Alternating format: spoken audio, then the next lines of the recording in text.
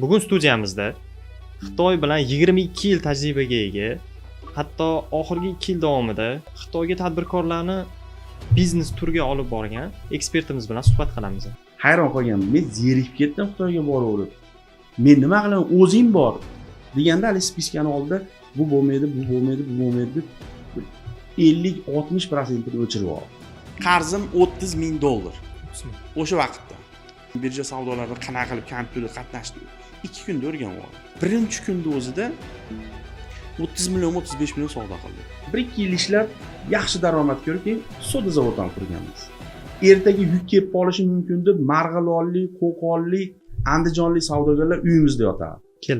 Kelib uyimizda qolardi. Yukni birinchi olishim kerak, eng yaxshisini olishim kerak deb. Bozorlar faqat dadamga nima deyman borsam, hisobot haqida o'ylayapman. Dadam bog'dan so'rayapti. Tavallab olib kel, chegaralar qiynalardi, chegaralarda bir kalta yeganman, og'iz burnim qon, shunaqa bir holatlar. Bo'ldi aka oylik ham kerak emas, ishga oling debman-da. Oilaviy Misrga ketaman dedim. Bordim, 2 oy yashab, 2 yilga borgan odam 2 oyda qaytib keldim ertadan. Xitoy tilini bilmasdan u yerda yirik biznes qilib bo'lmaydi. Til sizni biznesda katta kelishuvlar, muzokaralar olib borishingiz uchun bitta instrument. Tilsiz ham biznes qilish mumkin. Til bildim degani Xitoyda endi bo'ldi, zo'r boy bo'lib ketdim. Xitoylar bilan rosa hamkorlik qilaman degani emas. Do'stlar, ushbu YouTube formatdagi suhbatimizni men bir necha oydan beri tashkil qilishimiz kerak deb o'ylardim, ki sizlarni qiynab kelayotgan savollarga javob beramiz. Bir necha yildan beri savdolar umuman boshqa joyga ko'chgan. Xitoy haqida ko'proq ma'lumotlarga ega bo'lmoqchi bo'lsangiz, albatta kanalga obuna bo'ling. Alisher aka, o'zingizni tanishtirsangiz? Assalomu alaykum. Men Haydarov Alisher, Andijon viloyati Shahrixon tumanida tug'ilganman va shu yoshligimdan, maktab vaqtidan bozorda savdo, do'kon shu jarayonda katta bo'lganmiz. Eng asosiysi hozirgi faoliyatimizga juda katta ta'sir ko'rsatgan o'sha yoshligimizdagi otamizni 91-yillar, 92-yillardan o'sha Xitoyga chiqishi boshlangan. Bu vaqtda endi Xitoy tovar yoki Xitoycha ekan yoki Xitoyga borib tovar olib kelaman degan so'zlar bo'lmagan vaqtda o'sha otamiz birinchilardan bo'lib o'sha viloyatimizda deymizmi, vodiyda deymizmi, Xitoyga borib tovar olib kelib savdo bilan shug'ullangan. Endi mustaqillik, yangi davrlar. Men bilardim o'sha vaqtda o'sha Xitoy tovarini olib kelganda biz poylab turardik. Dadam 10 kunda kelaman degan deb ko'chamizni boshida bir kamazda ovozi eshitilsa, kelyapti shekilli yugurardik mahallani bolalari bilan. O'sha vaqtlar endi men 7 yosh, 8 yosh shunaqa davr ekan. Keyin kelsa o'sha 10 kunda kelardi, yuklar tushirishyapti, birinchi yoki sal o'rtarog'ida bizga o'sha qanaqadir sovg'a salomlar, soklar, bir ajoyib bir narsalar tushardi. Menga bir narsa barib olib kelgan degan bir ishonch bilan turardik, poylab turardik. Shunaqa qilib, demak, keyin sal katta bo'ldik, maktab vaqti. O'sha do'konda, savdoda dadamiz Xitoyga boradi. Undan keyin ishlab chiqarish sohalariga kirdik. Bu menimcha 2010-yilga to'g'ri keladi, mebel ishlab chiqarish. Mebel ishlab chiqarib bir 3 yil ishlaganimda, o'zi hozir ham bor u sex. 10-15 ta odam ishlaydi. O'sha 2010-yil bir 2 yil birinchi demak olib sotgan bo'lsa, keyin ishlab chiqarish qildik. Shu 1-2 yil ishlab yaxshi daromad ko'rib, keyin soda zavoddan qurganmiz. O'sha daromadimizga katta bir vodiyda yagona, respublikada bir 4-chi, shu 3-chi yo 4-chi, 5-chi o'rinda kir yuvish kukunini ishlab chiqarish katta bir liniya zavod qurilgan. O'shanda o'sha Xitoylarni yana olib keldik. Xitoy nima deydi endi? Xitoy xalq bir 10 dan ortiq ishchilar, o'sha injenerlar, shunaqalar kelgandan keyin yana madaniyati, ularni bu yoqqa kelib biz bilan yashashligi. har kuni ertaga ular bilan bo'lishligimiz, ularni madaniyat, ularni xohlash va shu jarayonlar bilan shu katta bo'lganmiz. Endi agar ozginadan bo'lsa shu asosiy jarayon, ya'ni bozor, ishlab chiqarish, undan keyin Xitoylar bilan bo'lgan hammasi, mana shu ishlarim hammasi bittadan Xitoyga bog'liq, hammasida nima bor. Maktab bitirishingiz bilan Xitoyga borgansiz. Maktabni bitirganimdan keyin 2 yilcha yurdimda. Keyin dadam bir kun chaqirdida, endi rosa kayfiyati yo'q vaqt ekan. Sen deydi, nima qilib yuribsan? 2 yil bo'ldi maktabni bitirganingga. deb rosa so'kdi. Bir ikkita xato ishlar ham qildim, o'zi u vaqtgacha kuydirmajon edim. Urdi hamda Xitoylarga chiqsang bo'lmaydi. Dadam vaqt 100 dan ortiq Xitoyga borgan. Xitoyga bilmayman, oyda 2 marta, 3 marta chiqgan. U vaqt endi rekord darajada ishlar qilganda, endi juda katta tovarlar olib kelgan. Olib kelib birpas sotardi. Hattoki dadam kelsa, kelishidan oldin ertaga yuk kelib qolishi mumkin deb Marg'ilonlik, Qo'qonlik, Andijonlik savdogarlar uyimizda yotardi.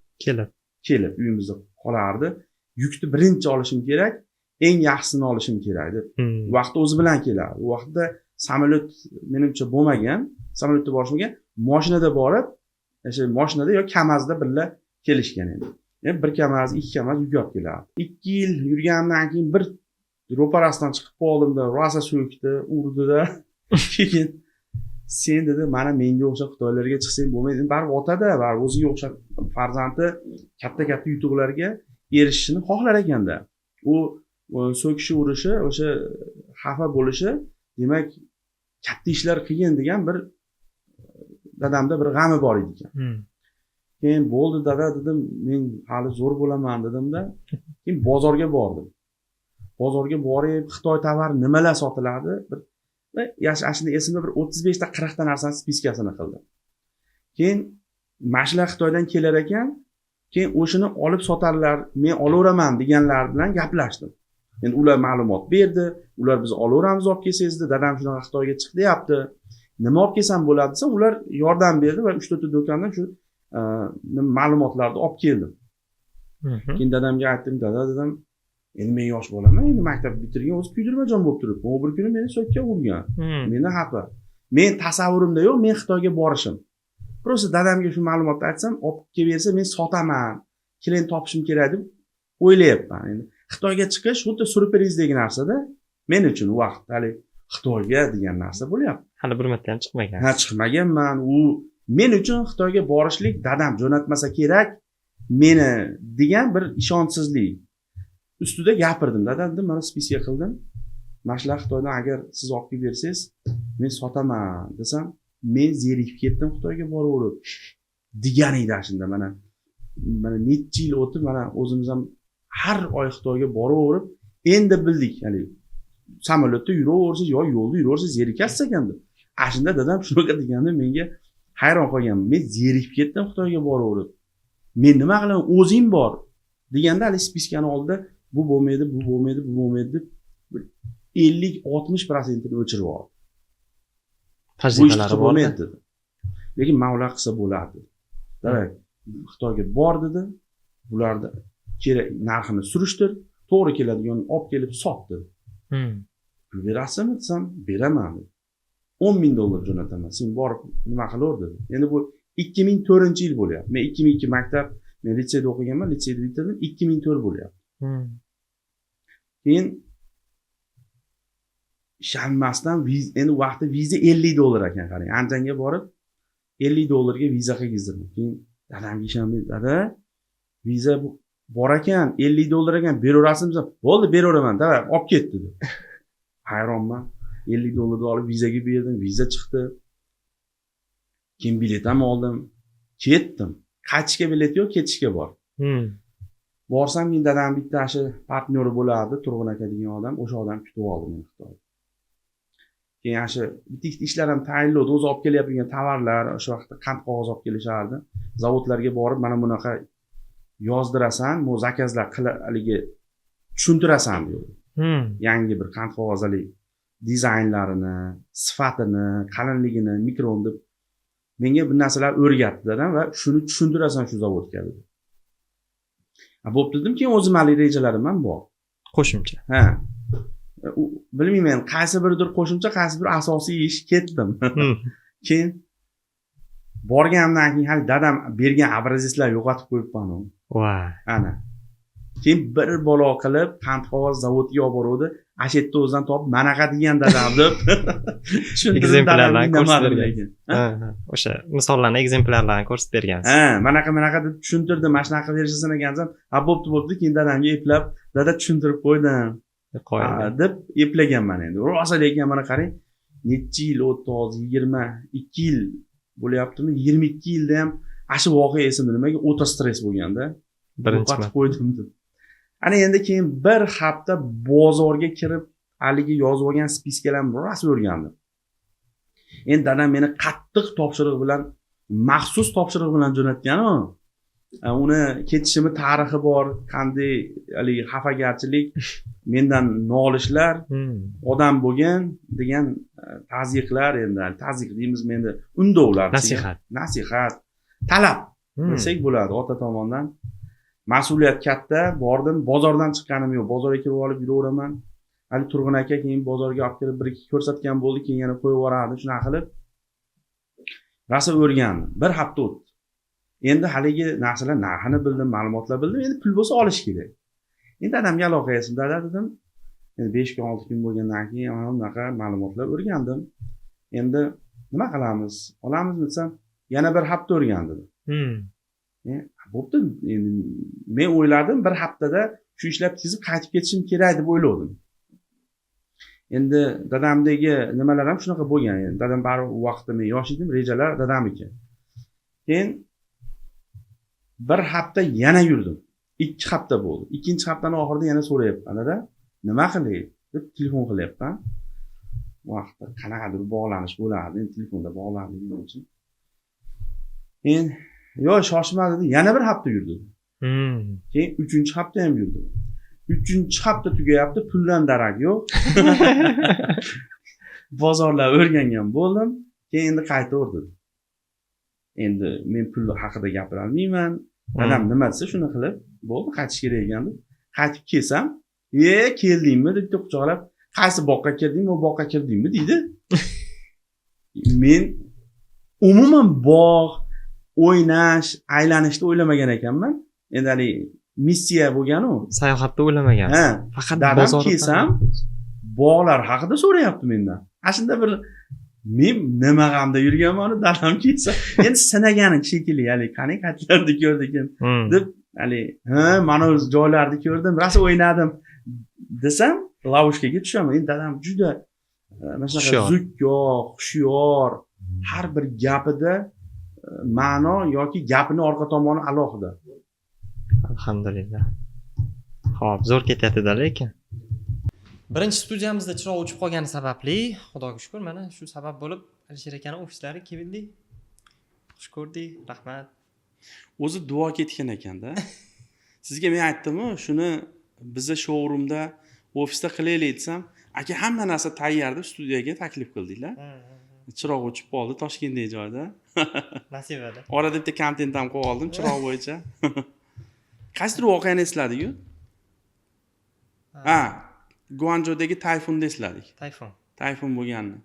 Siz aytdingizki, Xitoyda ham so'ytachami deyodingiz. Men aytdim, hattoki o'sha tayfun bo'lgan vaqtda, ya'ni to'laqonli tayfun bo'lmadi, lekin e'lon qilindi. Tayfun bo'ladi, hamma uyda o'tirsin, maktab, bog'chalar bekor qilingan Guanzhouda. Biz o'sha vaqtda qolib ketdik va shu bilan tayfun o'ta kuchli kelmadi, lekin svet o'chmadi.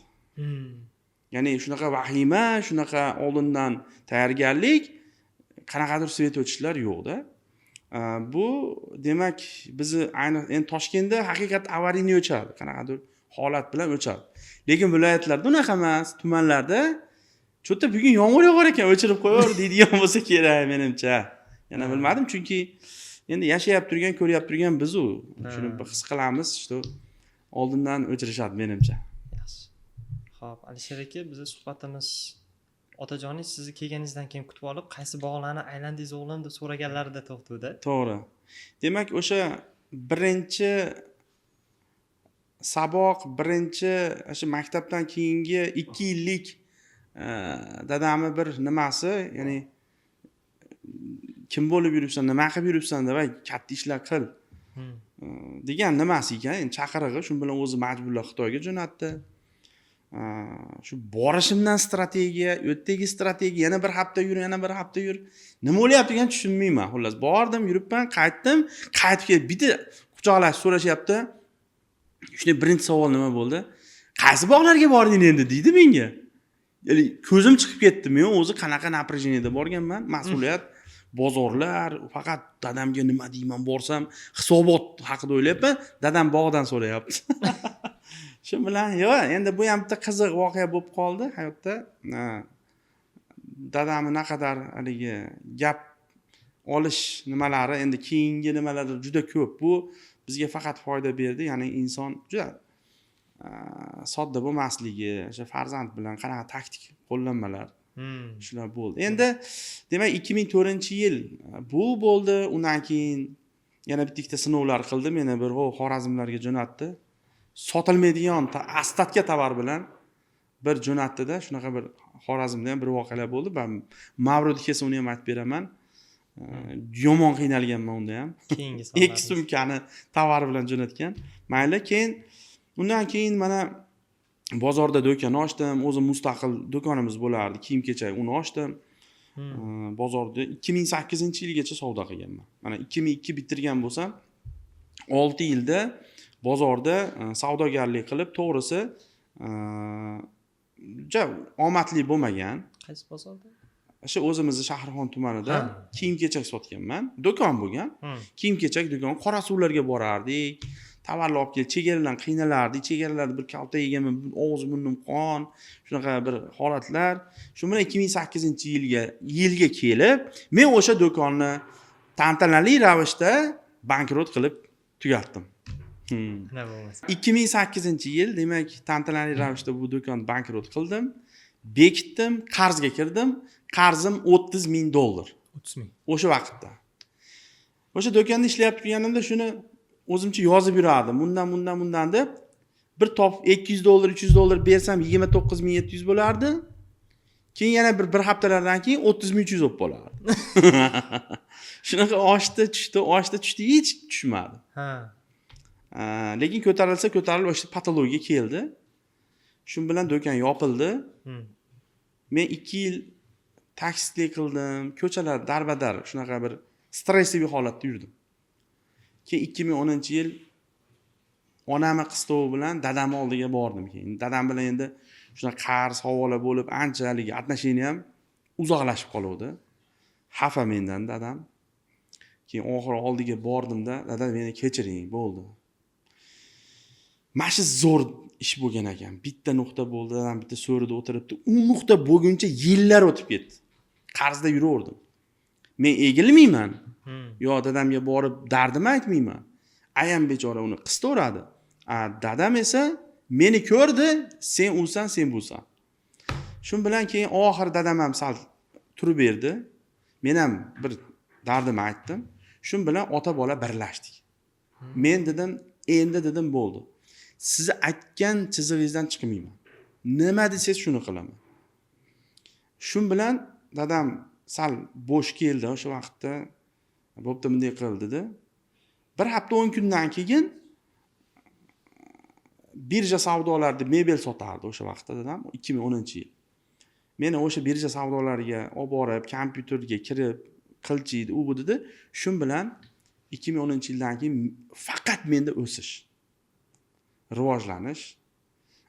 Men undan keyin bankrot bo'lganimni eslolmayman, minusga ketganimni eslolmayman. Hammasi shu otangizlarning duolari, ko'rsatmalari bilan. Albatta, otamni roziligi turibdi bu yerda deb o'ylayman men. Mana 2010 dan beri 2026 bo'lsa 26 16 yil bo'lyaptimi? 16 yil bo'lyapti. 10-yildan 16 yil. 16 yil bo'lyapti. 16 yildan beri men nima qilsam yuradi-da? Nima qilsam yurib ketaveradi. Birinchi kundan hali do'konlar ochaman, savdogarlik, har xil proyektlar qilaman. Ehson qilib, bir odamlar chaqirib ulgurmayman-da. Shunday ochib ilib, bunday qilyapsam, gufat yurib ketaveradi. O'shuning uchun men hozirgi yoshlarga ham shuni bir Mavlud kelsa aytaman. Ko'pchilik ayniqsa mana shu 2026-yil hozirgi vaqtda ko'pchilik farzandini boshqalarga berib odam qilib beradi deb o'ylaydi. Lekin hozir to'g'ri bu ham men yomon bu yaxshi metodika emas deb ayta olmayman, lekin hozir xavfli zamon. Hozir bitta telefonga kirib ozgina xato qilsa shunaqa bir ayanchli holatga tushib qolishi mumkin. Kimnidir qo'liga beraman, u menga bolamni sal tarbiya beradi. O'zi bera olmagan boshqalar bera olmaydi. Demak, bu meni yoshligimdagi bu katta nima deydi, mana shu o'sishdagi saboqlarim va xulosalarim. 2010-yil demak birja savdolarida dadam bir oyda 20 million, 25 million savdo qilardi. Bir oyda. So'mda. O'sha paytda kursi bo'yicha. Ha, endi bilmayman u vaqtda. Hozir 20 millionimiz, 25 millionimiz 2000 dollarmi? Hech bir 6000 dollar bo'lar. 10.000 dollar, bilmayman u vaqtda. 10 mingga bormasdi. 10 mingga bormasdi. Lekin o'rtacha pul edi-da, bu unaqa katta pul emas edi endi. Hozir ham 6-7 ming dollar. Hazilakam pul emas bir oila uchun. Yo'q, daromad demayapman. Оборот deyapman. Оборот. Ha. Chunki dadam Xitoyga borib bizneslar qilib, o'rtada bir kasal bo'lib bormay qo'ygan u. Shu bilan O'zbekistonda ham yana har xil bizneslar qilgan katta. Lekin shu vaqtda mebelni o'zidan 20 million, 25 million savdo qilardi. Foyda emas, endi uni ichida xarajatlari, daromadi ozroq endi. Keyin yurdi-da, birjaga olib boraman dedi. Meni qarzlarim bor, dadamga aytganman. Dada, shuni uzishim kerak. Nima qilay? Bitta ish bering, men shuni uzib yuborishim kerak. Endi dadam yurchiydi-da, endi bir hafta 10 kun o'tdi haligi yarashuv marosimidan keyin Andijonga olib bordi, brokerni oldiga, men keyin birja savdolarida qanaqa qilib kompyuterda qatnashdi. 2 kunda o'rganib oldim. 2 kunda o'rganib, 3-kunimi, 4-kunimi men dadamga aytdim, bitta kompyuter olaylik dedim. O'zimiz qilamiz ofisda desam, bo'pti deb yangi kompyuter olib berdi. Yangi kompyuter olib berdi, birinchi kunda o'zida 30 million, 35 million savdo qildim. Bir kunda. Bir oylik оборот shuncha bo'lib turgan paytda. Ha. Taqqoslash uchun o'sha summa. Demak, 20 million, 25 million bir oylik оборот, lekin men ashi birinchi kunda, yakshanba kuni edi, esimda bor. Bitta broker akamiz bor, Muzaffar aka degan, o'sha odam bilan 3-4 soat ketib shuni o'rgating, shu mustaqil o'zim yana xato qilib, dadamga yana battar qon tushirib qo'ydim. Shu bilan keyin o'sha kuni 30 million, 35 million savdo qildik. Keyin yana savdolar bo'laverdi, birjada o'zim o'ynaverdim. Men juda usta bo'lib ketdim birjada savdo qilish bo'yicha va mebel olib sotardik. Biz shu bilan ob'yomimiz ko'tarilib, mebel ishlab chiqarishni yo'lga qo'ydik 2011-yil. Shu 1 yil yaqda mebel ishlab chiqarishga o'tdik. O'sha ishlab chiqarishni boshlashda ham dadamga men aytdim, dada dedim, shu mebelni o'zimiz ishlab chiqaraylik dedim. Endi menga buni shu bitta sexga borganimda aka juda zo'r motivatsiya qilib 5 minutda ana miyamga qo'yib qo'ydi. Uka, shuni o'zlaring chiqaringlar, nima qilasizlar deganda. Endi haligina yonib keldimda, dada o'zimiz chiqaraylik desam, sen sotishingni bil, ishlab chiqarishni o'zi qilsin dedi. Qiladiganlar qilaversin, sen sotishni bil dedi. Yo'da bo'pti, endi otaga o'zi zo'r g'ani nimalardan kelganman. Ha. Shu bilan keyin inalmadim. Lekin bir necha kun o'tdi, hali jajda bor. Endi yoshmiz-ku. Yosh odamda katta odamni aytganini qilish nimasi hozir mana yoshlar ko'ryapman. Umuman peshonasi taqillab, mana bir ko'karmaguncha hozir yo'q qilaman degan bizda ham bor edi shu vaqtda. Qarang. Lekin yaxshilikka o'z yomonlari bo'ladi. Endi bu yaxshilikka inshaalloh. Keyin dadamni avrab, dada dedim, ana zo'r ketadigan stullarimiz bor-ku dedim, mana karkasli stul, temir karkasli. Eng hadavoylar. Ha, eng hadavoy. Shuni dedim, 2 xil modelini chiqarish uchun qoliplarini qilib berish 2 millionga gaplashdim haligi ustasi bilan. Qoliplarini, zakotobga chiqaradigan qoliplar. Keyin dadamga aytdimki, dada dedim, shuni 1 millionga qilib berar ekan dedim. Keyin dadam aytdiki, bo'pti, qigiz dedi. 1 millionni men yashirib o'zim berdim. To'plab qo'ygan pulingizda. endi u vaqtda imkoniyat bo'ldi, bilmayman hozir qaysi pul edi esimda yo'q, lekin men dadamga aniq aytganman, shunda 1 million ekan deganman. qolganini o'zi Ha, topgan. men rosa qiziqib turibman, qilsay deyapman-da. O'zi men bir narsaga yopsam rosa qiziqaman. Shu tezda qilib, shu hozir qilib, ertalabgacha buzib yuborgim ham kelib ketaveradi. Yaxshi tez fe'lim bor. Keyin shu bilan haligini qilib berdi, rosa havasga. Keyin biz endi 1 gektarcha joyimiz bor edi, ishxonamiz bo'lardi. Ofis ham deb sexlari bor edi. O'sha yerda ashuni o'rnattirgizib, 2 ta stulni keyin tayinlatib, bunday hali kraska bo'lgani yo'q. Hali chorniy metal karkasda bunday qo'yib tashqariga olib chiqib, bunday dadam mana deb, hali ashi hayajonlarim hozir esimda-da. Keyin dadam ham ko'rib, "Ha, zo'r bo'pti bu" deb. Lekin vobshe o'tirsangiz maqa ketib qoladigan bo'lgan u birinchisi. O'tirib bo'lmasdi, lekin ashi narsa ham tayyor bo'ldi-yu degan o'sha kungi hayajonlar hozir esimda-da. Shun bilan keyin mebel ishlab chiqarishni ham boshladik va adashmasam 2012-13larda men 140 xilmikin assortiment bilan bitta katalog yasatdim. Uje shunaqa rivojlanish bo'ldi. 12-yilda. Ha, 2 yil ichida. Shu 1 yil, 2 yil ichida. 2013da keyin soda zavod qurganmiz, shu mebelni pullariga. Uje men sexda ishlamaganman, mebel sexda. Yo'q, ishlamaganman. Uje 2013 adashmasam men soda zavodga o'tib ketganman. Rahbar sifatida yurgizganman. Bu yoqda dadam o'zi kelgan vaqt ukam necha kiruvdi ekan. Ukam ham 17 yoshda shu mebel sex direktor bo'lib ishni boshlaganda. Shun bilan men mebel sexga qaytmadim. Soda zavodni yurgizdim. Erta rosa qiynaldim keyin. Katta jamoa, stress, sog'liq ancha yo'qolashdi. Keyin 2015-yil boshqa ishga o'tdim. O'zim mustaqil 15-yil yozda jidki anaqa suyuq kimyoviy yuvish vositasi, haligi feri kapliya deb qo'yamiz, shampun, shunaqa jidki milalar ishlab chiqaradigan sex qildim. Mini sex qilib katta o'sish bo'ldimda ham. Tepani 2010-yil hamisha qilgan ishim yurgan, inshaalloh zo'r hammasi yurgan. Endi to'g'ri, undan keyin ham har xil bitta proyektlarim bor ekan, omadsiz bo'lgan, lekin bankrot bo'lib, qanaqadir bir nima bo'lmaganman-da, hali oldingi holatga o'tmaganman. U darajada bo'lmagan. Masalan, biznesda har doim stress, depressiya holati bo'ladi, no bu holatlar juda ham oson o'tgan menda. Unaqa qanaqadir sharmandagarchilik, qarz bir narsa, birov uyingga kelib olgan, unaqa bo'lmagan. Lekin u oldingi yoshligimdagi juda bir xunuk bo'lgan, yomon bo'lgan va travma bo'lgan. O'sha travmalar menga hozir blok bo'lgan. Yaxshi blok bu, ya'ni qarz bo'lma. Sal qarz bo'ladigan tema bo'lsa, biznes bilan kechaman. O'sha oxirgi kiyim-kechak magazinimni ham yopishdan maqsad, o'zimda pulim bor, $100,000 оборот qilaman do'konda, kiyim-kechak. Lekin Abu Sahiga kelsam qarz olib qolaveraman. Bular tovar beraveradi, bu yerda zo'r tovarlar chiqaveradi, tugamaydi. 5,000 bilan kelsangiz 10,000 tovar, 10,000 bilan kelsangiz 20,000 tovar olib ketasiz. Yoqda asad ko'p bo'ladi. Men shuncha pulim bor, yana qarz bo'lib qolaveramanmi?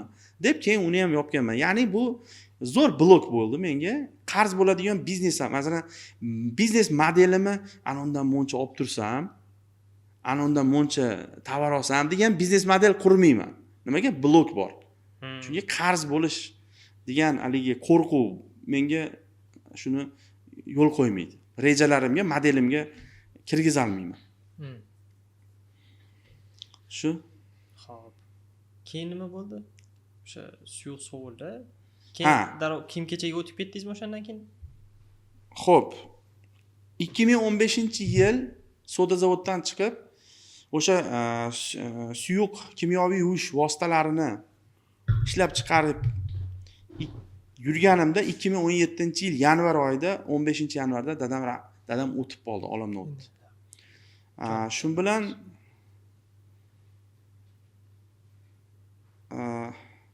men soda zavodga bordim keyin.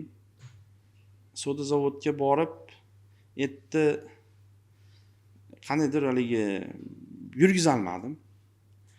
Shu bilan boshqa Toshkentga kelib yurdim. O'zim ishimni qilib yurgan vaqtimda shu yoz oylarida Tojikistonga Vistivkaga bordik. tadbirkorlar bilan Toshkent viloyat savdo sanoat palatasi rahbari Fazlilla Bo'rievich bilan boshchiligida prezidentimiz Shavkat Mirziyoyev boshchiligida delegatsiya bo'lib tadbirkorlar borganda biz ham shunda bordik. Ya'ni Xo'jand shahrida Vistipkada qatnashdik. Juda ham chiroyli joylar, tog'larimiz. Ha, borganda juda qoyil qoldim, chiroyli joylar ekan. Keyin ana shu Vistipkada qatnashib eksport qilishni boshladim Tojikistonga. Ana shu kir-yuvish kunlari. O'z mahsulotingizni Tojikistonga eksport Ha, qilishni suyuq, yuvish vositalari. bitta safarni o'zi shuncha Ha. imkoniyatlarni ochib berdi sizga. Shu. Keyin shu Fayzulla Bo'riyevichni bitta tavsiyasi bo'lib qoldi. Toshkentda bir joy bor, shuni oling deb bir uchrashuvimizda tavsiya qilib qoldi va u Toshkentda shu Qo'ylig'ida bir joyni oldim keyin. Investitsiya kiritish sharti bilan yutib oldim tenderda. Yutib keyin ertaga biz investitsiya kiritdim. Ishchi o'rni yaratdik. Yonimda yaxshi komanda bor edi, yaxshi bo'ldi. Shu bilan Toshkentga keldim 2017-yildan boshlab. Shu yerda yashadim. Bu joyda nima ishlab chiqardinglar? 47 sotik joy, binolari bor. Yerda mebel ishlab chiqarish qildim. Yangi texnologiyalar olib keldim. Uskunalar olib keldim. Oyoq kiyim ishlab chiqarish qildim. Uskunalarni ham Xitoydan olgansiz. Ha, Primo Xitoyga borib, aynan shunda Xitoyda menda ancha tajriba bo'ldi. Men u uskunalarni olaman deb juda ko'p shaharlarda, zavodlarda bo'lib, katta tajriba oldim. 18-yil ekan. 2018-yil Xitoyga borib, o'sha Pekin, Qingdao, Shanghai, yana Yiwu, yana Dongguan, Guangzhou, Chuanzhou degan shahar bor. Xullas ko'p shaharlarga borib, zavod fabrikalar bilan shu muzokaralar olib bordim. Muzokaralar ichida ayrim uskunalarni ham sotib oldim va shu 2-3 tamikin konteynerda liniya olib keldim. Oyoq kiyim ishlab chiqarish, mebel ishlab chiqarish. Shu bilan shu jang boshlandi. Yangi ish, yangi loyiha menga yot. Shu 2-3 yil shu bilan olishdim. Keyin bo'lmadi. Ikkalasi ham. Juda yomon nima bo'lmadimi, lekin sinovlardan o'tdim. Katta tajriba bo'ldi. Toshkentda ish faoliyat, moslashish, yangi hudud, yangi muhit degandek. Undan keyinchi. Undan keyin 22-yil adashmasam 2022-yil u joyni sotib oldim. 1-2 yil arendaga berib ham yurdim, keyin yo'q bo'ldi dedim. Meni hamma investitsiyam, hamma sarmoyam, hamma yo'g'im o'sha dedi ekan. O'shaning uchun tenderga qo'yilganmikan? Tender yo'q, nimaga? Avval tenderda chiqqan edi-yu bu joy deyman. Yo'q, bu o'zi anaqa devorlari ham yo'q, broshin anaqa nima deydi, pachoq bir 2 etajli binosi bor, eski bog'cha binosi edi ekan. Uni davlat tenderiga qo'yib 2017-yil 7 ta tadbirkorning ichida yutib olganman uni. Tenderda. Haqqoniy bo'lgan, chiroyli bo'lgan. Endi men yutgandan keyin haqqoniy bo'ladi-da. Qolganlar uchun nima bo'lgan bilmayman. Lekin chestni yaxshi hal bo'lganda. Chunki men eksport qilardim. Shunaqa loyihalarim bor edi. Ularni aytganman. Tenderda shu zalda o'zida muhokamada 7 ta tadbirkorning ichida yutib olganman. Keyin mana 2017-22 5 yil ishda yurdim-da endi. 2-3 yil o'zimni proyektlarimni qildim, bo'lmadi. Keyin arendaga berdim. Arendaga bergandan keyin to'xta dedim. Hamma pulim shu yerda ekan. Sal odamga o'xshab uy-joy qilay. Toshkentda ijarada turardim. Yetti sotib uy olay. O'zimiz asha Andijondan o'zimni ko'cha degan tariga alohida endi katta eshikdan chiqishingiz kerak-ku. Bunaqa alohida o'zimga uy qilay dedimda, yetti sotib shu nedvижимостьlarga, ya'ni kichkina nedvижимостьlarga pulni yo'naltirdim. Uy oldim, boshqa kvartiralar boshqa qilib, hammasini bo'lib oldim keyin. Biznes bo'lsin degansiz. 2017-18 dan 22-yilgacha ijarada yashab, uy olmasdan Ha. 5 tadbirkorlikka yil ijarada tijoratga yashayman. tukurgansiz. Ha. Topgan pulim ashga tiqqanman. 2020-yil karantin vaqtida ham qurilish qilganman. Hech kim yo'q ko'chada. Ikkita svarshida olib kelib, tashqarisiga 48 metrli juda katta, necha 400 kvadratcha do'kon qurganman. O'sha obyektim oldida ariq bo'lardi. Hozir ham turibdi. Endi sotib olganman, egasi turibdi. Hozirgi olgan uyim oldiroqda, bir ikki joyda bir ko'rib turaman. Meni hali davrlarim deb xotiralar deb. 2022 ga demak sotib oldim. 21-22 da bir davlat ishida ham ishlab chiqdim. Asha stresslarda sal yozilarmikin deb. Katta yoshingizda ham olishdi davlatga. Men o'z savdo sanoat palatasiga ishga kirmoqchi bo'lib, ulardan iltimos qildim, ishga olinglar deb. Ular olishdi va 4-5 oy, 3-4 oy bir marta ishladim. Keyin yana bir oydan qistov bilan chaqirishgani uchun yana bir 5 oycha ishladim. Rahbarimiz yaxshi odam edi. Yana keling, bizda ishlang, bitta tuman rahbari bo'ling deb O'rta Chirchiqda rahbar bo'lib ham ishlaganman. Juda omadli bo'lgan, ko'p tajriba oldim, motivatsiya oldim, eplayman ekandim. Ya'ni menda shunaqa narsa bor ediki, men juda xodimlardan nolayardim. Ishchi xodimlarimdan nolib urishaverardim. Keyin bir kun o'zimda chaqiriq bo'lib qoldi ichimdan. Alisher, sen ham rahbarni rozi qila olasan, o'zing ishlasang. Ja, noliysan xodimlaringdan. Xodim sifatida o'zingni bitta sinab ko'r. Sen o'sha o'ringa o'zingni qo'yib ko'r degan chaqiriq 6 oy qiynadi. 6 oydan keyin bir kun nevrozga ko'l olyapman, osmi ko'l. Mana shunday turibdi. Shunday yotib, mana shu ishxonamiz bir chekkasida uy sharoit qilib olganman. Yo'q, men ijarada 3 yilcha yashagan ekanman. 3 yil. Ha, keyin ishxonani bir chekkasida uy qo'yganman. Ishxonani ichida yashaysiz. Ha, ishxonani o ishxona katta bo'lganda, o burchakda uy qilganman. U yerda uy borligini bir ishxonaga kirgan odam his qilmaydi-da. Xuddi ofisga o'xshab. Ichkari hovli. Ha, ichkarida o orqa tomonda uy qo'yganman, 3 xonali. O'sha yerda yashadim. Keyin o'sha yerda yotganimda endi nevrozga ko'l olib, osmi ko'l olib yotsam, davay, chiq bu yerdan, ishla, o'zingni ko'rsat, qani bitta ko'rchi deyapti endi ichki chaqiriq. Keyin oxiri telefon qildimda, bitta shu Savdo sanoat palatasi Toshkent viloyatida bitta tanishim bor edi. Iltimos, menga oyliklaring kerak emas dedim. Mashinam bor, o'sha vaqtda dadam rahmatlidan Malibu 1 qolgan endi meros bo'lib. Shunda yurardim. Keyin sen aka men vazirlikka o'tib ketganman, respublikaga. Toshkent viloyat rahbariga aytaylik dedi. Bitamda ishga olar, siz tadbirkorsiz, как раз biz tadbirkorlar bilan ishlaymiz. O'sha axborot ko'mak markazimi bo'ladi. Tadbirkorlar kelsa, o'zingizni maslahatlaringizni berasiz yosh tadbirkorlarga dedi. Как раз men bo'lib ekan dedim-da, menga o'ziga muhit kerak edi. Boshqacha muhit, o'zimni nimamdan chiqishim kerak edi. U vaqtda klublar men bilmayman bormidi yo'qmi. Bilmayman, 2000 bo'lgan shekilli. Infaktor bo'lgan shekilli, hali asoschilar. Endi u darajada o'zimda saviya bo'lmaganman, endi bilmayman. Men u vaqtda unaqa narsalar bilmasdim, to'g'ri. Boshqa muhit xohlagansiz. Ha, men nimadir xohlayapman, lekin unaqa narsa borligini men bilmayman. O'sha infaktor bo'lishi mumkin, lekin men u vaqtda uni ko'rmaganman yo bilmasdim. Lekin boshqa muhit ichida xohladim. Qarang, o'zi tadbirkor xohlar ekan shuni. Men shuni shat keyin o'zim topib chiqib ketdim. O shanba kuni edi shu kun. Aka gaplashdim dedi. 1 soatda hal bo'ldi. Bir boring hozir ishxonada ekan dedi. Endi u haligi respublikadagi odam viloyatga aytsa, tez bitib ketyapti ish. Ozgina shuni ham o'rni bor. Bordim, chiqib ketyapgan ekan rahbar. Toshkent viloyat savdo sanoat palatasining rahbari. Assalomu alaykum, yaxshimisiz aka desam, ha keling dedi. Aka shu ish so'rab keldim desam, bo'ldi, dushanba kuni 9 da keling dedi. Menga Davron aytdi dedi. Bo'ldi aka oylik ham kerak emas, ishga oling debman-da. Meni tanimaydi bu odam.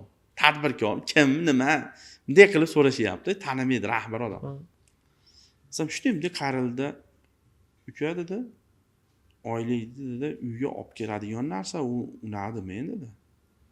Hammamizga farzandlarga bitta ikkita narsa olib berasiz.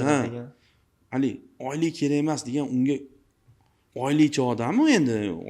Men tadbirkorman, men nima behurmat qildim shekilli-da endi o'sha vaqtda. Hmm. Men bilmayman, men masalan behurmat qilmoqchi emasman. Men ishga kirmoqchiman, men dardim boshqa. Tajriba olmoqchisiz. Ha, men ishga olsin deb aytyapman. Men uni mana qanaqadir oylik kerak emas deb bu oylikni inkor qilish bitta narsa yo'q. Men dardim ayttaligi, ya'ni hamma tomondan, u tomondan boshqa, men tomondan boshqa fikr bo'lib qoldi. Ya'ni men aytdimki, aka oylik ham kerak emas, ishga oling debman-da. Chanqab turgan ekanman. Ishxonam bor, arenda keladi. U oyligi bilmayman. Men u oylikka nisbatan adashmasam, o'sha oylikka nisbatan bir 20-30 barobar ko'p pul topaman-da endi, kamida hozir. Keyin yo'q, maqsad kirish. Dushanba kuni ishga bordim. Shu bilan 3-4 oy ishladim. Men qizig'i bo'ldi ertaga holatlar. 2 kundagina zvonyalarim ko'tarilib ketib qolgan. Ertaga qiziq endi. U ham alohida podkast shekilli, u ham tema. Boshqa 3-4 oylik. Shu keyin yana o'sha kuz oylariga borib, aka men ishlayolmayman ekan deb chiqib ketdim, chunki qanaqadir ertaga qadriyatlarimga to'g'ri kelmaydigan narsalar bor edi. Keyin yana qistov qildi, rasa qistab chaqirdi yanvar oyida. Shu bilan 2022-yil edi, yanvarda kirib, mayda yana chiqib ketdim. Işte o'rta chirchiqda rasa ishladim. Tanish bilish orttirdim, do'stlar orttirdim, tajriba orttirdim. O'zimni boshqacharoq kashf qildim. Yangi bir nimalar bo'ldi endi. Shu davrdagi yana bitta o'zgarish bo'lgan. Davlat ishxonasidan keyinchi? Keyin chiqib kelib, yo'q, yana o'zim ishxonamga, o'sha Qo'yliqdagi ishxonamga kelganman. Yo'q. Birinchisida kelganman, ikkinchi shu mayda chiqib ketishimda men oilaviy o'rtoqlarim bilan Gruziyaga turim bor, uni olganman. Keliblar oilami Antaliyaga olib ketadigan bo'lganman. Keyin yoz shunaqa ta'til, keyin Misrga ketgan ekanman aytmoqchi. Safarlar. Men shunaqa bo'ldiki, oilaviy Misrga ketaman dedim. Bordim, 2 oy yashab, 2 yilga borgan odam 2 oyda qaytib keldim ertadan. Qanaqadir bo'lmadi erta. Shu kelganimdan keyinam keyin ashi nima joy sotilib ketdi. Joyni sotganimdan keyin o'sha mablag'larimni uy olish, shunaqa o'zimni keyingi hayotim uchun kerak bo'ladigan bir sharoit qilish, oilam uchun degan bir nimalar qilindi va keyin Shahrixonga qaytibman. Sotgandan keyin Shahrixonga qaytdim. Toshkentdan uy olib qo'ydim. Yashagan odam yo'q. Qishda muzlab qolmasin deb jiyanlarim iltimos qilaman, yashab turinglar. Uyim kelib yashab turinglar. 2 yilmi, 3 yil shunaqa bo'ldi. 2 yilcha shunaqa bo'ldi. Men Shahrixonda do'kon ochdim, kiyim-kechak. 500 kvadratga yaqin joy. Katta ekan-da. Kiyim, detskiy bolalar va erkaklar oilaviy kiyim do'koni Aldos deb ochdim. Ochganimdan keyin savdo uncha bo'lmadi. Nima bo'lmayapti ekan dedim. U vaqtdagi SMM degan gaplar nima ekan bilmasdik. Hali SMM deyilardi-da, Instagramdan chiqib olib. Deydi, "Ash SMMni bir o'rganib kelaychi, savdoni ochsa kerak" deb. Keyin Toshkentga o'g'lim bilan keldik bir kun. Keldikda kurs istadik. SMM o'qiymiz deb. Keyin 2-3 joyga kirdik. Kirgandan keyin bitta Shahristanskiy deb bitta joy bor ekan, ashi kirib qoldik. Kirsak,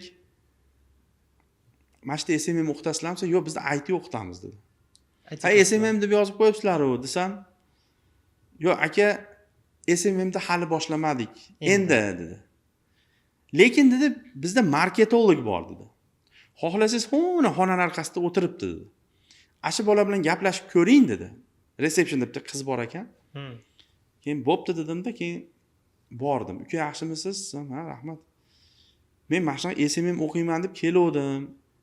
Ana qiz sizni bir gaplashib ko'ring dedi. Shunga nima deysiz, o'rgatmaysiz bizga?" desam, "SMMni nima qilasiz?" dedi. "SMMni o'rganib olib, do'konimni yurgizaman" dedim. "Keyin yana 2ta proyektim bor, do'konimni yopaman, savdo bo'lmayapti" dedim. "Tur firma ochaman, o'quv markazi ochaman deb turibman" dedim. "Menga bu kiyim-kechak yoqmadi. Astat ko'p bo'lyapti. Savdo yo'q dedi. Desam, hozir aka dedi-da, 5 minut dedim de chiqdi, boshqa xonaga olib kirib, picha men bilan suhbatlashdi. Mana shunaqa nima qilgandan keyin aka dedi, sizga SMM kerak emas dedi. SMM sizning ishingiz emas dedi. Siz marketingni o'rganishingiz kerak dedi. Bozorda o'rganing dedi. Sizda muammo shu dedi. Keyin dedi, ikkita yangi ishni qilaman demang dedi. Siz o'zingiz ishingizni qiling dedi. Dedi, yo uka qilmayman. Endi shunaqangi zid chiqyapti gaplari miyamga teskari gapiryapti u odam. U bola 22-23 yoshga kirgan bola ekan. Keyin bo'pti uka nima qilish kerak desam, xohlasangiz dedi, anaqa dars o'taman. Bitta dars nima deydi? Tekin dars. Demo dars o'tib beraman. Demo dars dedi. Yo'qsa pul to'laysiz dedi. Lekin arzonga o'qitmayman dedi. Uka 15 kundan keyin Turkiyaga ketaman tovarga. Shungacha o'qisam bo'ladimi desam, u 1 oylik dedi-da. Dedi, eplaymiz dedi. Har kuni o'qitamiz. Har kuni bir narsa qilamiz dedi. 8 tamikin dars ekan.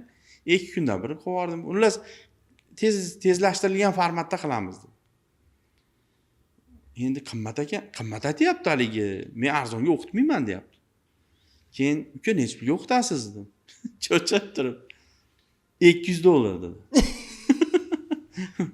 $200 diyordu. Bo'ldi uka, beraman shu pul dedim. Marketingmi nima? U marketing vaqti tushunmi nima u? Keyin shu bilan bitta dars o'tdi. O'tgandan keyin menga yot gaplar, Tushunmagan. Boshqacha gaplar, sehrli so'zlar gapirilyapti. Avval eshitmagan. Men unaqa gaplar eshitmaganman. Zo'r ekan dedim. Bo'ldi uka, men o'qiyman. Mana yozilib ko'rsin. Ash kuni yotib oladim. Pul to'lab qo'ydim. Keyin shu bilan boshlandi. Boshlangandan keyin oxirida men dars bo'lyapti, uyga borib o'sha darslarni daftarga yozdirardi-da. Juda anaqa bola ekan hali. Qattiq Talabchan ekan. O'zidan necha yosh katta bolani o'tirgizib qo'yib yozdiryapti. O'tim, aka, agar ertaga so'rayman deyapti. Aytmasangiz men ikkinchi darsda o'tmayman deyapti. O'ta qattiq qo'llik bilan o'tdi. Keyin menda yana nima bo'ldiki, chanqoqman u. Erta ham yozyapman. Yozganlarni borib Canva'da prezentatsiya qilyapman. Tayinlayapman. Ertaga bolalarimni o'qitaman deb. Hali ishchi bolalar. Sig'ida, miyada borda yozib qo'yib. Srazi Canva'ga qo'yyapman. Keyin bir vaqt oxirgi darsdan bitta ikkita oldin aka dedi, bitta gapim bor dedi. Ha desam, tayyorgarligingizni ko'ring. Imtihon qilaman dedi. Imtihondan o'tsangiz 5 tami savol beraman dedi. Sertifikat beraman. Endi o'quv markazi-yu. Bo'ldi dedim. Men sizga qanday dars o'tgan bo'lsam, o'sha oxirgi dars siz menga o'tasiz dedi. Qanday tushuntirgan bo'lsam, shuni tezlashtirilgan formatda men o'zim yo belgilayman, yo menga prezentatsiya qilib keling dedi. Sizda hamma Canva tayyor. Menda uje tayinlanyapti yoqda. Men xijolatman. Ertaga shogirdlarimga u kimga endi ilm bersam, shuni o'rgatsam, bu odam rozi bo'ladimi? Xuddi hali fayllarni o'g'irlagandek bo'lib qolmayapman degan xijolatchilik bor edi. Menga o'zi aytayapti uni. Aka, prezentatsiya tayinlaysiz, doskada menga tushuntirib berasiz dedi. To'g'risini aytaymi dedim. Ha dedim. Tayyor dedim. Allaqachon tayyorlab. Tayyor u. Shuni olyapman, shuni boryapman. Tayyor. Sen zo'r dedi. Qilib keling dedi. Tayyorlab keldim. Imtihondan imtihon 5 ta savol berdi. 3 tasini eplab javob berdim. Bitta ikkitasini bir narsa qildim. Bo'ldi, sertifikatlar berdi. 15 kun marketing darsini oldim. Zo'r. Oxirgi kuni keyin men nima qildim? Uka dedim. Mana $50 sizga priz dedim. Ali, bonus. Bonus. Chin ko'nglimdan. Maza qildim. Men bu narsalar eng maza qilganim, men o'zim ishimni eplolmagan, yangi biznes, umuman bilmagan biznes, o'quv markazidan anaqa tur firmani eplaymanmi? Men chekindim dedim. Eng yaxshisi innovatsiya bu yangi biznes emas. Bu aynan qilyapti turgan biznesingni yangicha yangicha formati, yangicha ko'rinishi degandek, innovatsiya shu ekan. Men innovatsiya yangi biznes deb o'ylardim. deb chekindim va o'zimning biznesimga qaytdim. Instagramda yurgizdim va bir necha oyda qarabsizki, bang! Obunachilar, savdo 10x. Qarzadan ham. Ya qarzlardan 2010-yil bo'lgan voqeada Ha, 1 yil 2 yilda uzilib ketganman. U yerda qarz yo'q edi. U men nimaga? Vodiyga. O joyimni sotib olganman. Qarz yo'q edi, savdo yo'q edi.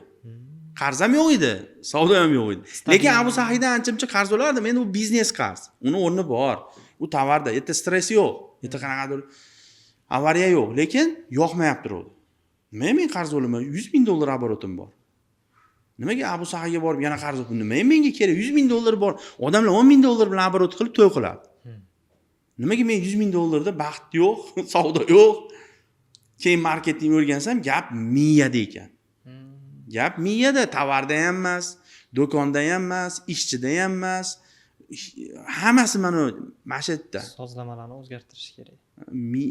Miyaga yangi ma'lumot kerak ekanda.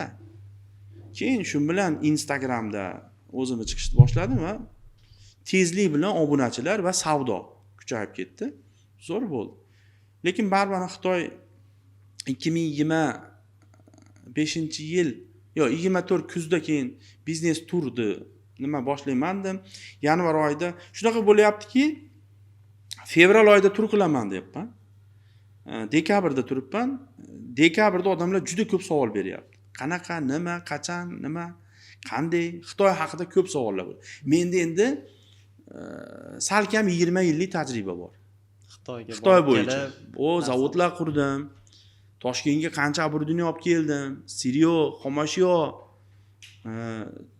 Andijon Shahrixondagi soda zavodga o'nlab Xitoy kelib zavod qurgan. U Xitoylar kelganda yashaganman men birga. Ular dardi, fikri, madaniyati umuman yaqin bo'lib ketganda. Qancha o'zim Xitoyga bordim, necha marta qaysi shaharlar qancha yurdim endi. Menda tayyor baza. Menga savol bersa, menda vobshe ikkilanish yo'q. Men hammasini o'tib kelganman. Kuyganman, yonganman, nima bo'lsam bo'lganman. Menga u yotmas. Endi shu bilan 2024-yil kuzda, kuz-qish, dekabr keldi, odamlarda ko'p savol. Men aytdim, 4-kuni dedim, biznes nonushta dedim. Men o'sha dekabrlarda shekilli asoschilar biznes klubini naqasiga borganman. Biznes nonushtasiga borganman. Qarasam format. Oldim. Keyin obunachilarimga Instagramda aytdim. Biznes nonushta qilaylikmi, uchrashaylikmi, jonli savol-javob suhbatini quraylikmi desam, endi kommentda yoryapti. Davay. Bo'lsin. Talab. 50 ta odam keldi. Birinchisini o'zida. 50 taga yaqin, 45 tacha odam keldi. Adashmasam, yo 47 yo 48 tacha odam keldi. Shu bilan Andijonda qildim 9-yanvar kuni. 44 tacha odam keldi. Tushuntirib berdim Xitoy haqidagi o'zimni keyslarim, o'zimni nimalarim va juda ko'pi men bilan keyin Xitoyga bordi. Birgalashib. O'sha tadbirkorlar. Shu bilan biznes tur boshlanib ketdi Xitoyga. Keyin tovar jo'natish degan uslugalar, keyin do'kon yopib oldim. Nimaga? Menda haligi o'zimni travmalarimga o'sha travmalarimga qarshi nima bor edi? Qarz bo'lib qolish. Bunaqa qilarmayman degan. Baribir hali kiyim-kechak deganda ostatka bo'ladi, skidka bo'ladi. Shunaqa jarayonlar yoqmaydi-ki, men bu yoqda kerak ekanman deb, yerdan keyin ketdim. Do'konda yopib oldim. Shu bilan mana 2025-yil, mana 26-yil shunaqa biznes tur, Xitoy bilan ekspertlik. Juda ko'p, hozir 500 dan ortiq odam biznes turimizdan foydalandi. 1000 ga yaqin odam bizdan tovar oldi. 2 yil ichida. Juda ko'p odamlar shu Xitoydagi biznesimizdan foydalandi. Guanzhouda ofis qildik, jamoa qildik. Endi hozir men shu kiyim biznesdan lekin chiqib ketdim hozir. Nimaga? Fokusim bitta joyga qo'yishim kerak. Hozir o'zi fokusam ikkita joyda. Mebelda ham bor, turda ham bor. Lekin uchinchisi uje kiyim-kechak sohasi endi qandaydir ertadan chiqishimga to'g'ri kelib qoldi. Shu bilan hozir mana mebel va biznes tur Guangzhou, Yiwu. O'zi tur afzalliklari nimada? Bir o'zi borgandan ko'ra siz turingizga borib, siz bilan birga borish. Endi bundayda biznes turda borda nima, o'zi borda nima? Masalan, bilet olish muammo emas Xitoyga. Mehmonxona olish ham muammo emas. Ular muammo emas, boraverasiz. Bitta muammo bor, bozor ko'p. Bozor katta, qayerda o'zingiz bor, o'zbek bor, mentalitet bor, tovarlar bor, shu izlanib qolasiz. Topgan taqdiringizda ham bizni mana bozorlarga o'xshamaydi. Xuddiki boshqa joyga tushib qolgandek bo'lasiz. Cho'ta noto'g'ri olmayapmanmi, xato olmayapmanmi, to'g'ri joyga keldimmi degan narsalar bo'ladi. Ozgina o'sha bozorlar ko'rgan, qayerda nima sotadi, nima, shuni bilgan odamdan tajriba olsa, bu juda katta foydasi bor. Ikkinchisi ertaga umuman madaniyatni, umuman ertaga yopiqlikni bizga yangilik tomonlari bor. Erta bilib ish qilmasangiz, katta pul bilan borasiz, bilmaysiz, kuyib qoladi. Undan ko'ra shu ozgina pulni shu mutaxassisga berib, menga yo'l yo'rig'ini tezda o'rgan. Yo vaqtingizni sarflaysiz, yo pulingizni sarflaysiz, lekin ozgina tajriba olish kerak. Yo peshanangizni taqillab olasiz, yoki shu taqillaganlardan olasiz. Demak, shunchaki tarjimonni xizmatidan foydalanish bilan ekspert xizmati, uni tajribasi katta farqli narsalar. Kerak. Buni men o'zimdan o'zim aytmayapman. Aynan hech qanday odamsiz borganlardan eshitgan gaplar. O'zi yeganini bilmaydi. Tur $1000 atrofida bo'lsa, 2000 yeyib turganini bilmaydi, 3000 yeyib, puliga qarab. 3-4 ming yeb qolganini ham bilmaydi. Hali zo'r keldim, maza qildim, men hech kimga pul bermayapmanmi? Topdimmi deyapti. Lekin bunday qaraganingizda yeyib turganini o'zi bilmay, his qilmay qoladi. Erta chunki o'rtada odamlar ko'p, baribir ilojingiz yo'q. Yo matdan foydalanasiz, yoki u yoqqa borganda majbursiz, baribir mutaxassisga uchraysiz. O'shanda qanaqa mutaxassisga uchraysiz degan katta savol bor. Katta savol. Baribir borganda ham kerak bo'ladi. Bu yerda olmadimi? Oldindan tayyorgarlik yo'qmi? Shoshilishda oladi o'shdan yordamchini. Ashitda u bilmaydi, his qilmaydi yeganini. Kuyib qolyapti turgan. Va unga 2-3 barobar tushadi. Bunaqalar ko'pini ko'rganmiz. Eshitgan edim. Xitoyliklardan pul bilan arzonroq to'lab ularni yediraman desa, ular mol bilan yedirib yuboradi deb. Juda ham. O'tda standart biznes yo'q Xitoyda. Demping juda ham kuchli. Narx o'ynashi juda ham kuchli. U yerda siz yutyapsizmi, yutkazyapsizmi bilmaysiz-da. Uni analiz qila olmay qolasiz yerda. Uni lekin yutyapman deb o'ylaydi odam. Men yutdim deb o'ylaydi. Kelganda biladi. Kelganda bilsa biladi. Lekin 10 marta, 8 marta borgandan keyin men birinchisida rosa chiroyli qovun tushirgan ekanman deydi-da. Uni keyin biladi. 500 tadan oshdi dedingiz. Siz bilan turga borib kelganda. Eng katta foyda qilganlar orasida biron bir qiziq voqea bormi shu 500 taning ichida? Bir kun Guangzhouda yurdim, Qo'qonli ukamiz bilan ko'rishib qoldim.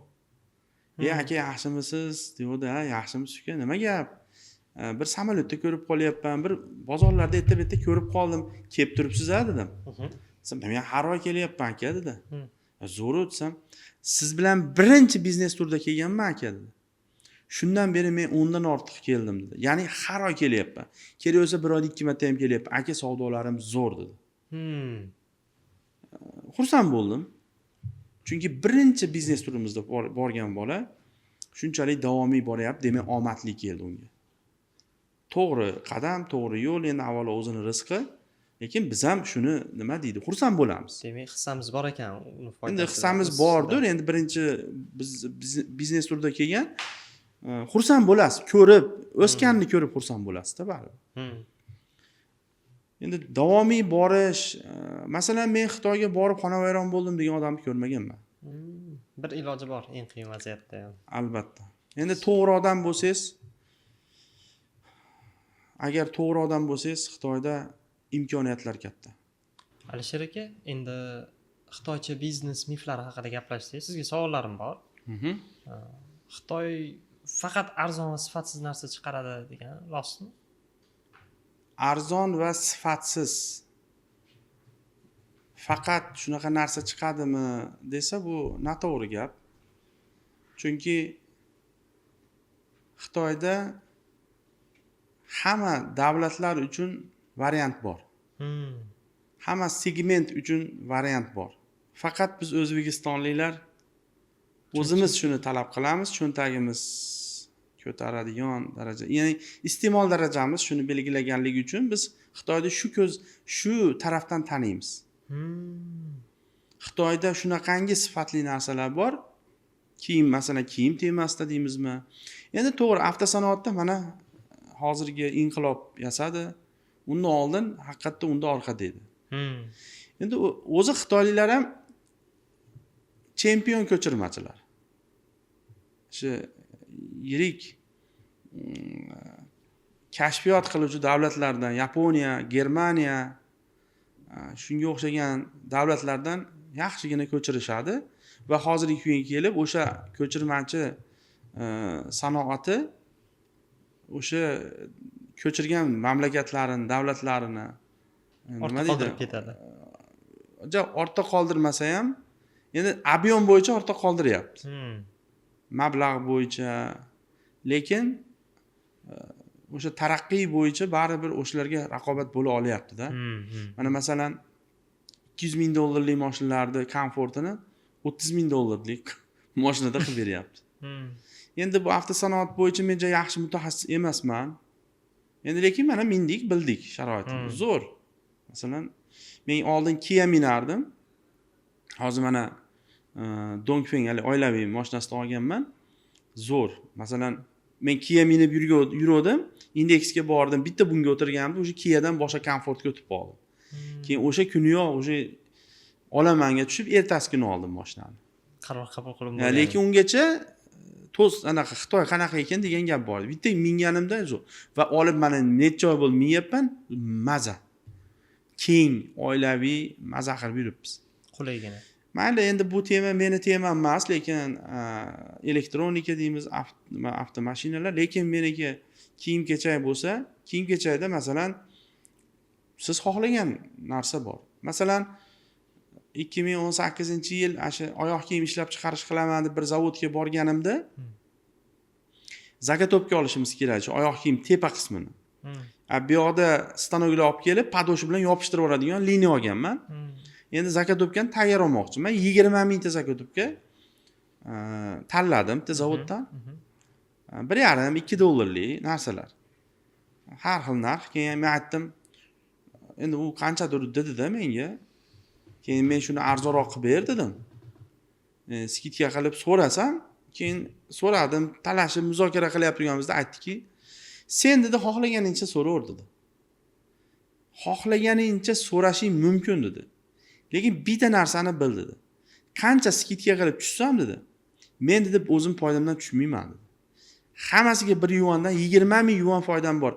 Men 19,900 yuanga ham bermayman buni dedi. Ya'ni ichidagi mana masalan bitta narsani 10 yuan, 15 yuan olyapti turgan bo'lsam, 1 yuani foyda ekan. 20 mingta olyapsan, 20 ming yuan foydam bor deyapti. Endi sen mendan talashsang, men sifatdan tushaman dedi. Lekin foydam tushmayman dedi. O'zi 1 yuan qo'yapman. 2-3 mingga to'g'ri keladi 1 yuanimiz. Adashmasam shunaqa 2 mingda atrofida bo'ladi. Ya'ni sifatingiz pulingizga yarasha sifat.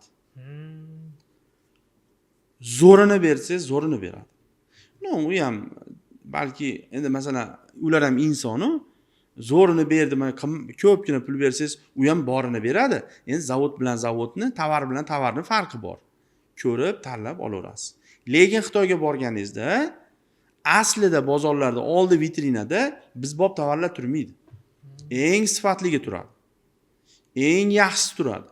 Faqat bizi tadbirkorlar, bizi iste'molchilar ikki borib eng arzonini yasattiradi, yo qilgizadi, yo arzonini ichidan topib oladi. Lekin vitrinada eng zo'ri turadi ularda.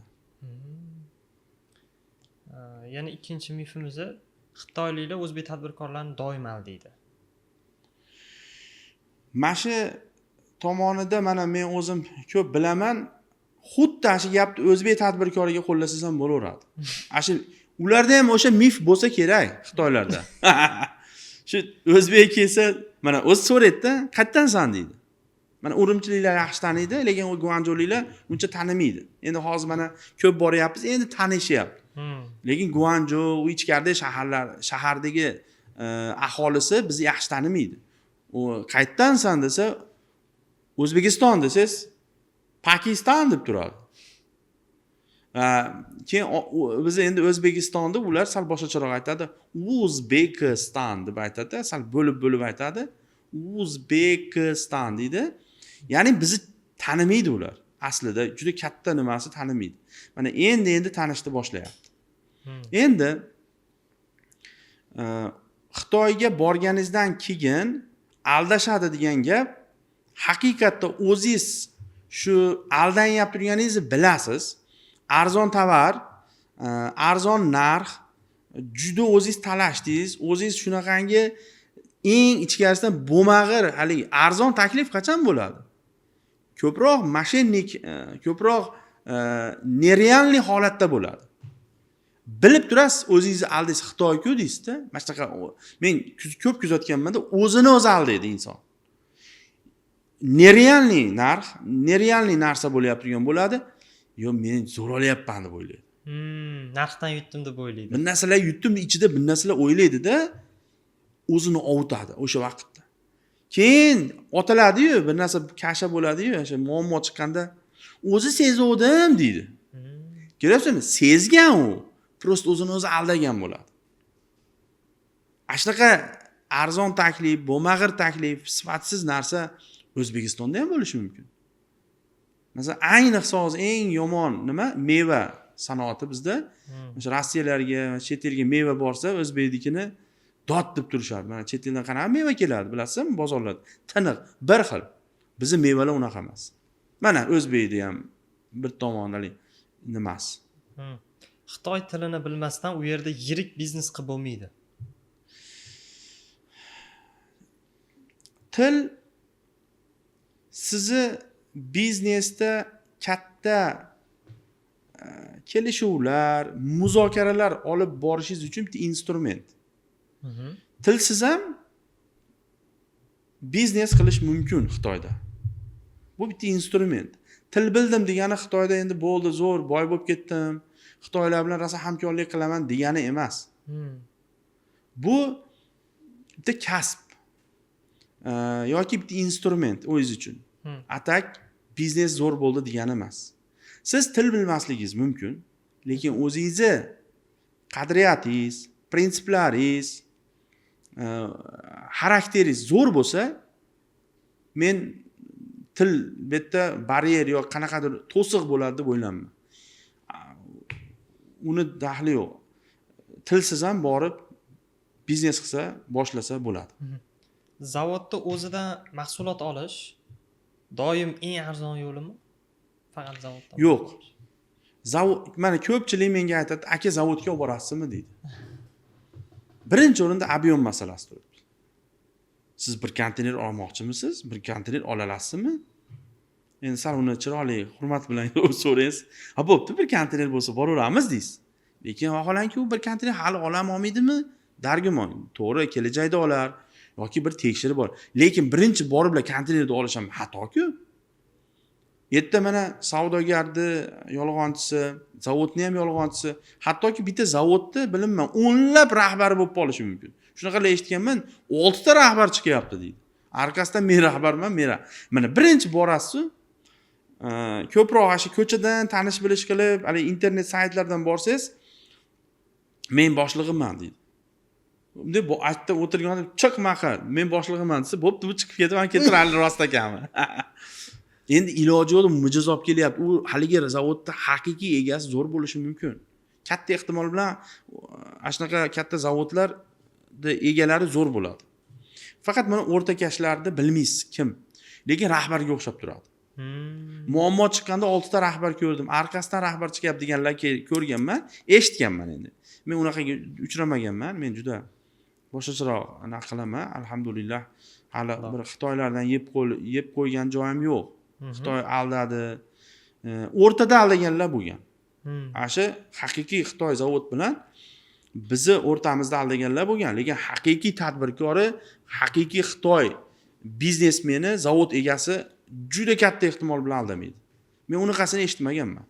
Endi bilmaysiz, odamni har xili bor, lekin men eshitmaganman unaqasini. Shuning uchun, bu keyin yana savolingizga qaytsak, zavod arzonmi? Har doim ham arzon emas. Chunki bozorda vitrina ko'p, bir xil tovar raqobat bor, yonma-yon. Bittasi 10 so'msa, bittasi 11 so'm, bittasi 9 so'm variant ko'p-da endi. Bozorda showroomlar, do'konlar, zavoddan olib chiqib sotadiganlar ko'p. Va ular shu vitrinada bozorda raqobat o'ynab mizer pul qo'yadi. Ko'pchilik aytadi, ko'p qo'yadi deydi, yo'q. Endi uni bilmaysiz yana. O'zlarini ishi, lekin raqobat bor bozorda. Endi siz bitta zavodga bordingiz. Zavodlar ham bitta so'rasangiz 1000 kilometr, 500 kilometr uzoqda bo'ladi. Shahar sentrlarda unaqa zavodlar kam. Hech bo'lmasa 30, 40, 50, 100 kilometrlab kirib ketasiz. Shunda charchab borib, o'zi bir kunda bitta zavod ko'ra olasiz. Borganingizda u xohlagan narxini aytadi. Chunki u o'zini hududiga olib kirib oldi-da. Sizga marketing instrumentlarini qo'llaydi.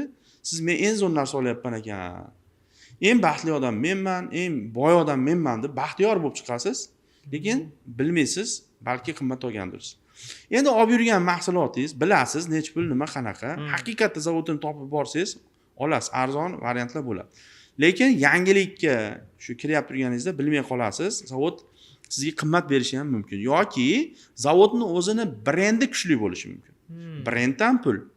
Masalan, zavodda minglab odam ishlasa, u zavod qimmat zavod bo'ladi. Agar 20-30 ta ishchisi bo'lsa, u zavod arzon narsa sotadi.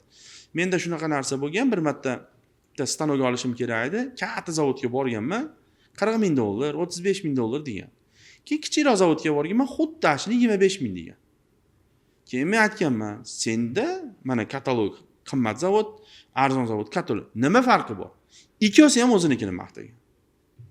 Hech qanaqa farq sezmaganman. Faqat tanlov o'zimda qolgan. Tavakkal arzonda olganman, zo'r chiqqan. Brend kuchi ekanda. Ya'ni ikkita zavod farqi yoki bozordan olish bu har doim ham to'g'ri variant emas, ya'ni zavod. Shuning uchun surishtirish kerak. Masalan, bitta stanok olyapman, zavodlarga boryapman, juda qimmat. Bozorga kelyapman, aynan arzon narxda turibdi. Siraz olganman-ki. Javoblaringiz uchun rahmat. Endi tugatishdan oldin qisqa tezkor blitz savoliga o'tamiz. Savol beraman, darrov javob berishingiz kerak. Xitoyda sizni hali ham hayratda qoldiradigan bitta narsa. Endi Xitoyga borib, qarang, hozir bu savolingizga javob ham topolmay qoldim. Men nima hayratda qoldirar ekan Xitoylar? Xitoylarda bitta narsa hayratda qoldiradi, tizim bor. Masalan, ularda xarakter qo'llash bor. Do'koniga kirganingizda EUda ham o'sha madaniyat, Guanzhouda ham o'sha madaniyat, hamma joyda bir xil madaniyat. Ya'ni do'konga kirib, bemalol suv beradi, sizga yaxshi e'tibor beradi, juda ham ziyraklik bilan e'tibor beradi. Bir xil anaqa e'tibor. Bizda har xil-ku bizda. 22 yil oldingi ilk daromadingiz va hozirgi daromadingiz orasidagi farq. Endi 22 yil baraka ham yo'q edi menda. Men vaqtda yosh bo'laman. Men pul nima u bilmasdim. Xitoy taomlari chuan shashlikmi yoki o'zbek palovmi? Qaysi birini tanlaysiz? Yo'q, Xitoy taomlarini yemayman. Uyg'ur taomlari, Dungan, Lanzhou lamyan deydi. Xinjiang chifan deydi, Uyg'ur taomlarini. O'shalar deymiz. Lekin ko'p joylarda yana o'sha o'zbek taomlari ham bor. Xitoy biznesini 3 ta so'z bilan ta'riflang. Xitoy biznesini haqiqatda endi arzon narxda V1 ya'ni model, yangi model, qulay tizim, ularda tizim zo'r. Xitoy bilan ishlashda birinchi oltin qoida.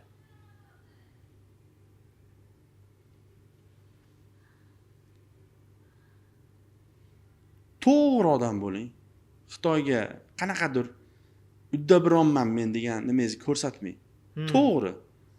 Sodda bo'lib, ochiq bo'lib, chestniy bo'lib gaplashing. Xitoylar nihoyatda ziyrak.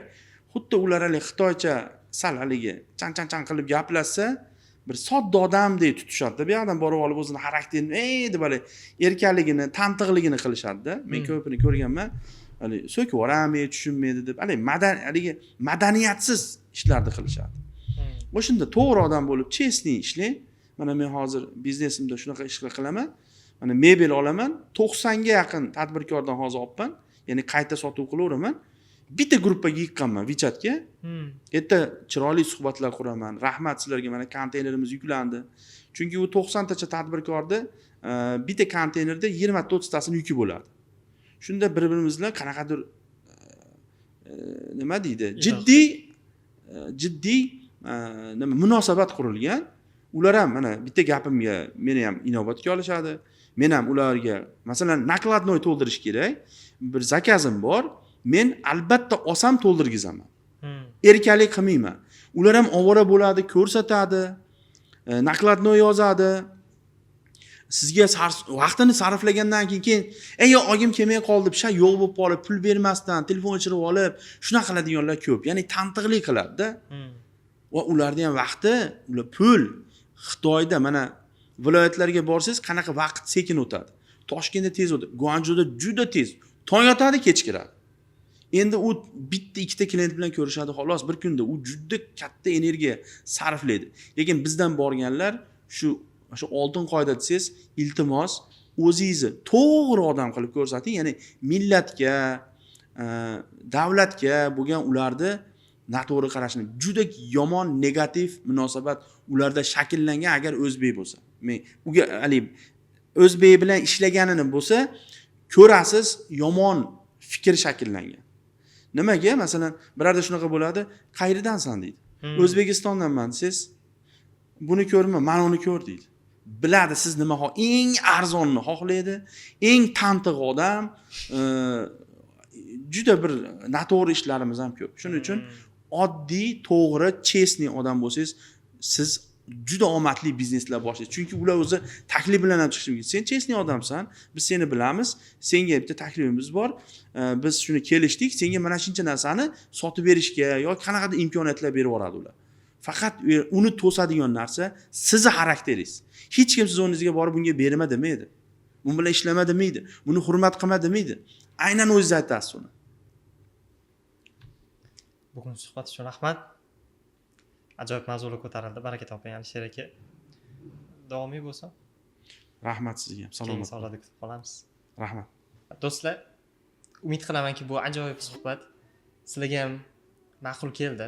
Alisher akani davomiy videolarini ko'rginglar kelsa, obuna bo'linglar, like bosib qo'yinglar. Izoh yozishga aytgancha sovg'amiz bormidi? Eng yaxshi yozgan ikkita izoh sohibiga yaxshi negativ bildirganda ham yo endi negativ bildirishmaydi, chunki yaxshi suhbat bo'ldi, manfaatli bo'ladi degan umiddamiz. Yaxshi kommentariy yozgan do'stlarimizga bizda qimmatbaho choylarimiz bor. Ikkita choyimiz tayyor mana. Shu choylarni sizlarga sovg'a qilamiz. Menimcha o'zlaringiz uni bir menga nima qiladi eslatasizlar. Belgilab, xudo xolasa, balki ko'rishib topshirarmiz. Mana olib kelib qo'yganmiz Xitoyni Jejang va adashmasam Jejang va Fujian provinsiyalarining eng qimmatbaho choylari. Xitoydan kelgan. Albatta. Do'stlar, ushbu YouTube formatdagi suhbatimizni men bir necha oydan beri tashkil qilishimiz kerak deb o'ylardim. Niyatim bor edi. Sababi juda ko'pchilik obunachilarimiz bizdan ko'p savollarni berardi, lekin to'liq javob bera olmadik degan hozir fikrda turibman, sababi vaqt muammosi. Inshaalloh bundan keyingi shu podkastlarimizda, suhbatlarimizda o'ylaymanki, sizlarni qiynab kelayotgan savollarga javob beramiz. 2026-yil mana bir necha yildan beri savdolar umuman boshqa joyga ko'chgan, biznes o'zini boshqacharoq jabhasiga o'tyapti. Oldingi bozor biznesidan umuman lokatsiyalar ko'chgan. Shuning uchun xaridor yo'q emas, bor. Biznes cho'kdimi? Yo'q, o'sdi. Faqat lokatsiyasini o'zgargan. Ya'ni oldin bozorlarda bo'lsa, endi Instagramga ko'chdi. Instagramda o'zini auditoriya bilan, mijozlar bilan gaplashish, qanday ularga qiymat berish, qanday ular bilan munosabat, kommunikatsiya degan bir instrumentlar bor. Bular haqida gaplashamiz va Xitoy haqidagi suhbatlarimizni sizlar bilan davom ettiramiz. Rahmat kuzatganlaringiz uchun. Salomat bo'ling. Xususiy idishlar bilan. Obunachilarimiz uchun ichida ajoyib choylari bor. Ajoyib qimmatbaho choylarni o'zim tanlab ichib ko'rib, net soat yurib olgan.